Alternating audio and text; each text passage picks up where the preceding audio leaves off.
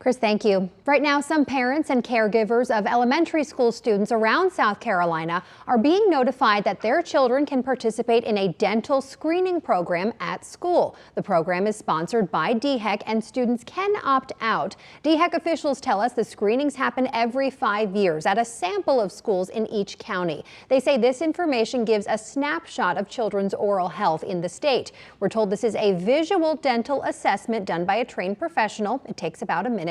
They will look for noticeable signs of tooth decay that have been treated or need to be treated.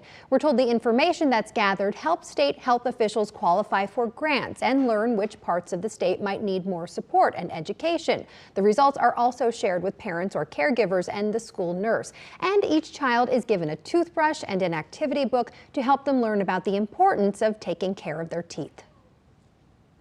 My message as a parent and as a hygienist is that just take the opportunity, the opportunity to have a dental professional to look at your child's teeth to make sure that there is no urgent need and that their dental needs are met. We can't take for granted or assume that a child even has a toothbrush at home. So we wanted to make sure that that was in the hand of every child. So that was another important part of what we do. In addition to just collecting the data, we wanted to be able to use this as an opportunity to share a preventive message as well.